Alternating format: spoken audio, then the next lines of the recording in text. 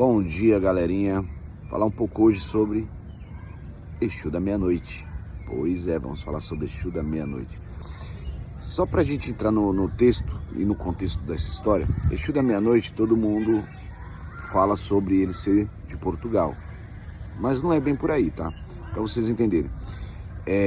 Ele teve várias encarnes e desencarnes, tá? E sempre foi muito rico mesmo. Numa dessas histórias de idas e vindas deles, ele em Portugal ele tinha constituído um cabaré, tá? E aí o que ele faz? Ele resolve matar todos os clientes dele, que eram pessoas influentes da época, ricas, poderosas, e ele prepara bebidas com veneno. Só que aí o pessoal lá descobriu, o tempo fechou, o pau comeu e tacaram fogo no cabaré. E ele, para não morrer queimado, que ele não conseguiu salvar ninguém, o que ele faz? Ele toma do próprio veneno.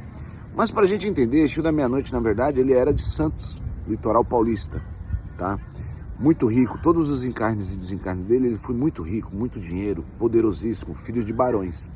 Numa dessas idas e vindas, ele vai para Portugal comprar a esposa dele, que era muito clichê nessa época, pagar o dote.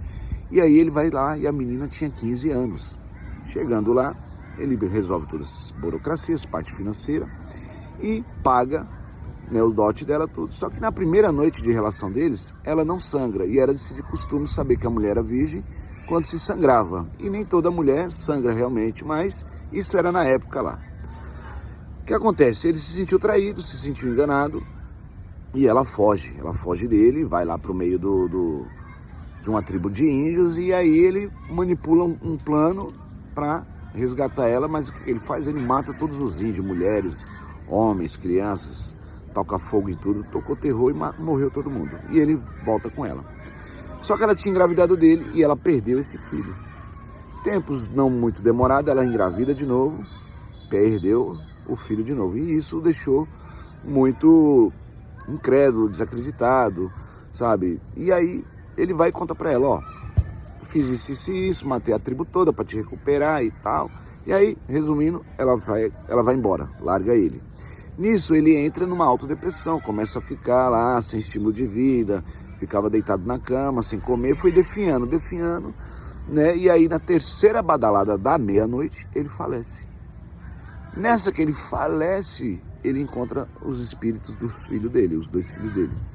E aí os filhos dele falam que ele tem que ser uma nova pessoa, um novo homem, um plano espiritual, ser bondoso. E ele se arrepende de tudo que ele fez. E o arrependimento dele veio de espírito, veio da alma. E o que acontece? Ele começa a trabalhar no plano espiritual. Só que ele encontra muitos inimigos também no plano espiritual. Ele encontra os inimigos dele. E aí nisso, ele monta o clã dele, monta o clã do Exu da Meia-Noite, monta a egrégora, monta a falange e começa a ajudar os mais pobres e necessitados, tanto no mundo terrestre como no mundo espiritual. E por eles ter essa riqueza toda, ele se tornou um Exu nobre e ele ajuda muito seus médiuns. Então assim, se você está passando por perseguições, problemas que você não consegue solucionar, você tem que pegar e fazer culto a Exu da Meia-Noite. Se você não sabe, procura saber, procura buscar para aprender e desvendar todo o mistério da sua vida. 11 986 457600 para jogo de búzios e se torne membro no vermelhinho aqui para você se autoajudar. Então, cultue Exu da Meia-Noite. E detalhe, ele é magista também, tá bom? Axé Irê, um ótimo dia.